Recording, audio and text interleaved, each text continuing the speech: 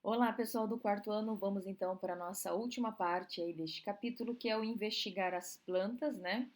E nessa segunda parte, ele vem trazer algumas coisas assim, mais de curiosidade e questões assim mais experimentais que a gente trabalhou em sala de aula. A primeira coisa que ele trouxe ali, ó, é sobre Otto Gottlieb. O cientista naturalista brasileiro Otto Gottlieb, tá, foi um dos primeiros a estudar substâncias químicas presentes em plantas brasileiras. Por seus estudos, propondo uma nova classificação das plantas com base em suas características químicas, foi indicado então ao Prêmio Nobel de Química em 1999. Então, pelos seus estudos, ele foi indicado, né? Infelizmente, ele não ganhou o prêmio, mas só por saber, né, por ser brasileiro e ser indicado aí a uma premiação tão importante, né, dentro da área da química, nós devemos ficar felizes com relação a isto, né? E aí depois nós fizemos a leitura aqui, ó, dos pigmentos naturais. Então, como vocês já sabem, as plantas produzem pigmentos que dão cor às diversas partes das plantas, como folhas, pétalas, frutos, caules e raízes. No Brasil, povos indígenas extraem os pigmentos naturais de plantas como o urucum e genipapo para produzir então tinta e pintar o próprio corpo. A pintura indígena corporal é característica de cada etnia e traz a marca da identidade corporal de seu povo. Então, o que, que o texto está falando? Ele falou o seguinte, que alguns povos indígenas, né, nativos, que a gente ainda encontra aqui no Brasil, eles usavam e ainda continuam usando, né, pigmentos naturais, que são extraídos então de plantas, de algumas partes aí dessas plantas, né? E isto é interessante porque eles pintam o corpo e essa pintura acaba sendo então uma característica daquela etnia, daquele grupo, porque etnias diferentes vão ter padrões de coloração diferente, né? Então foi isso que o texto quis dizer para nós.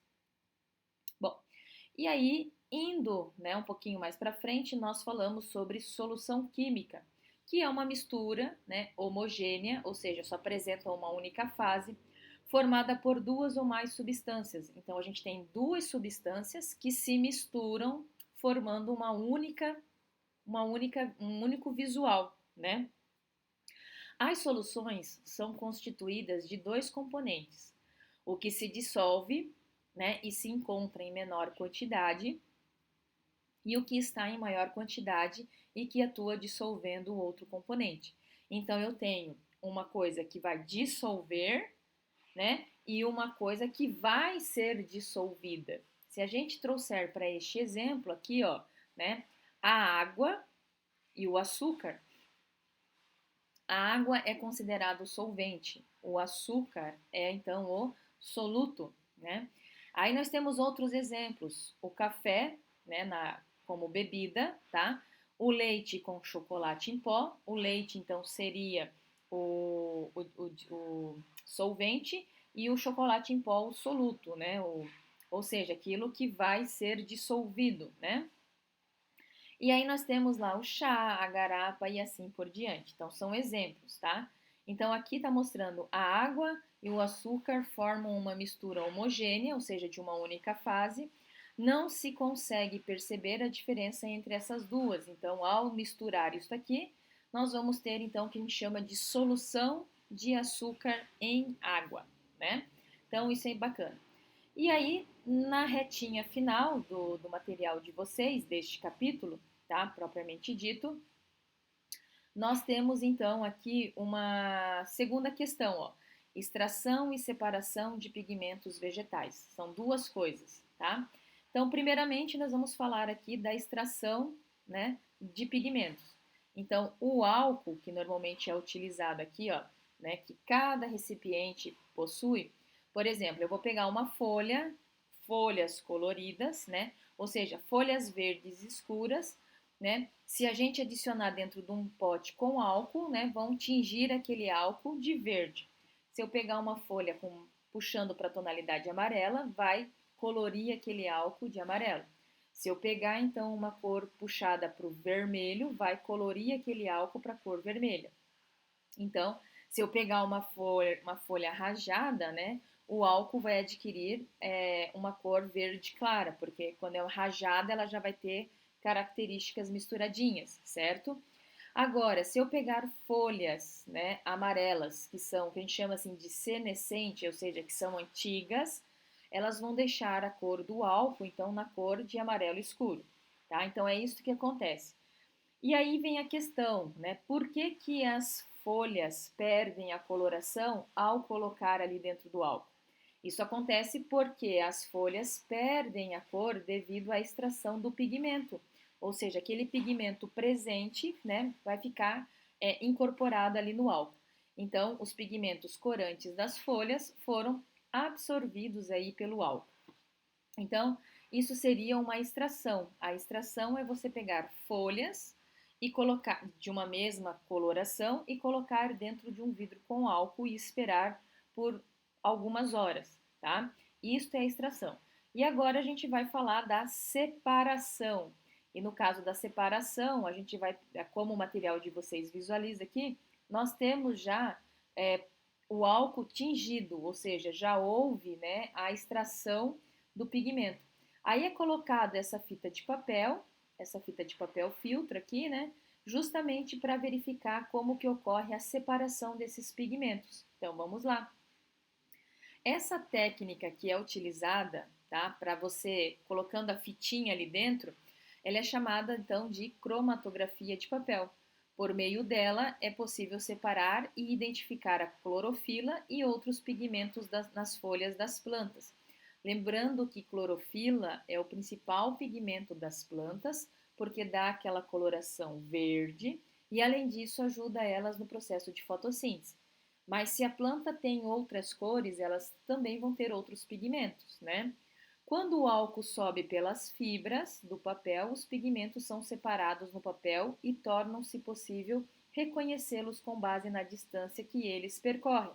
Aqui, ó, só subiu uma cor, contudo aqui subiu duas cores, aqui só subiu uma cor e aqui só subiu uma cor, né?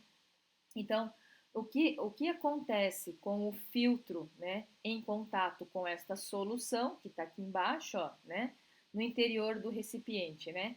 O álcool, então, ele vai o quê? Subir pelas fibras, tá, de papel, e aí será possível observar manchas de diferentes cores, como essas que aparecem aqui, ok? Aí nós podemos ter coloração verde, coloração amarela, coloração avermelhada e assim por diante.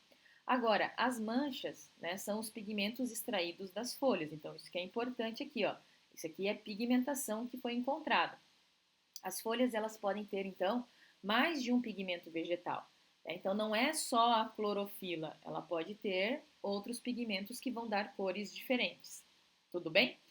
E aí, nós também trabalhamos com essa parte aqui, ó. A cor do vegetal nos dá uma pista, né, dos benefícios que ele pode trazer ao nosso organismo. E aí vamos verificar, ó, coloração do vegetal, exemplos de frutos ou de frutas ou hortaliças que apresentam o predomínio dessa cor indicada na linha, né? E o benefício que faz aí para o nosso corpo. Então, frutas e hortaliças que têm a coloração vermelha, como acerola, goiaba vermelha, maçã, melancia, morango, romã, pimenta, pimentão vermelho, tomate e rabanete, vai lá, favorece a memória e são bons para a saúde dos olhos e da pele, né? Já os vegetais que puxam para o laranja, como abacaxi, caju, melão, carambola, laranja, damasco, mamão, maracujá, pêssego, cenoura, abóbora, pimentão amarelo, batata doce, né, e assim por diante, ajudam a manter a saúde do coração, da pele e a prevenir doenças. Então é importante. Aqueles que predominam o roxo, como ameixa, amora, figo, jabuticaba, mirtilo, uva roxa, cebola roxa, alcachofra, né, alho roxo, berinjela, beterraba, repolho roxo e assim por diante, mantêm a saúde da pele, protegem contra doenças, evitam o acúmulo excessivo da gordura, né? E aí nós temos mais dois tipos, as que predominam para o verde e as que predominam para o branco, né? As que predominam para o verde, como abacate, uva verde, kiwi, ervilha, alface, azeitona verde, couve, pepino, salsa, vagem, abobrinha verde, né, e assim por diante, ajudam a fortalecer os ossos e os dentes. E aquelas que predominam o branco, como pera, graviola, banana, batata, cará, couve-flor, inhame, alho, cebola e mandioca, ajudam na produção de energia e previnem, né, doenças, tá? Então, conforme a cor que predomina, a gente tem uma ideia do que elas podem contribuir aí para o nosso corpo, tá? E aí nós encerramos, né, no material de vocês, tem aí, na verdade, as indicações de vídeos, né? Um cientista, uma história, que vem falar do Otto Gottlieb, tá? Que nós falamos lá no início dessa aula, e Conaroma, que são extraídos de óleos essenciais. Como são extraídos óleos essenciais? Então, quem tiver curiosidade, ó, tá aqui o endereço deles no YouTube e no YouTube, né? Pessoal, o que eu queria falar com vocês era isso e eu aguardo vocês numa próxima oportunidade. Tchau, tchau.